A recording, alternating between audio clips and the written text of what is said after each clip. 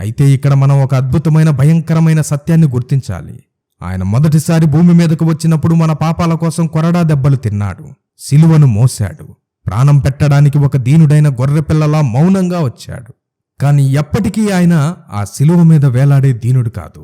Bible స్పష్టంగా చెప్తుంది, ఆయన రాకడ కోసం మనం ఎదురు చూస్తున్నాం. ఈసారి ఆయన వచ్చేటప్పుడు కొరడా దెబ్బలు తినేవాడిగా రాడు. ఈ లోకానికి న్యాయంగా తీర్పు తీర్చడానికి ఆ యూదా గోత్రపు సింహంగా రాబోతున్నాడు. ఆ రోజు సిలువ ముందు ఆయన్ని చంపండి చంపండి అని అరిచిన ప్రతి నోరు మోయబడుతుంది. మేకులు కొట్టిన ప్రతి చెయ్యి వణుకుతుంది. ప్రతి మోకాలు ఆయన ముందు వంగుతుంది. నువ్వు ఇంకా నన్ను చూసేవాళ్లు ఎవరూ లేరులే అని పాపంలోనే బ్రతుకుతున్నావా?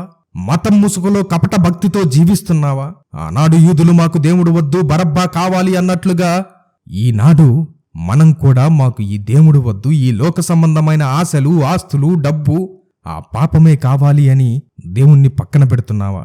ఒక్కసారి మన హృదయాలను పరీక్షించుకుందాం. ఆయన రాకడకు మనం సిద్ధంగా ఉన్నామా? ఆయన కార్చిన రక్తం మనల్ని కడిగి పవిత్రులను చేయడానికి ఇప్పటికీ సిద్ధంగా ఉంది. మన పాపాలను నిజాయితీగా ఒప్పుకొని ఆయనను మన సొంత రక్షకుడిగా అంగీకరిద్దాం. దేవుడు ఇచ్చే ఈ కృపాకాలం ముగిసిపోకముందే ఆయన వచ్చే ఆ మహాగడియ కోసం ప్రతి క్షణం అప్రమత్తంగా ఉంటూ పవిత్రంగా జీవిద్దాం. ఈ వీడియో చూసిన తర్వాత మీ అభిప్రాయం ఏంటో కామెంట్లో తెలియజేయండి. ముఖ్యంగా ఆ మెల్ గిబ్సన్ ఫ్యాక్ట్ మీకు ఎలా అనిపించిందో పంచుకోండి. ఈ సత్యాన్ని మీ బంధుమిత్రులకు ఖచ్చితంగా షేర్ చేసి ఆయన రాకడ కొరకు అందరినీ సిద్ధపరచండి. ఇలాంటి మరిన్ని బైబిల్ వివరణాత్మక విషయాల కోసం మన రక్షకుడు ఛానల్ని ఇప్పుడే సబ్స్క్రైబ్ చేసుకోండి.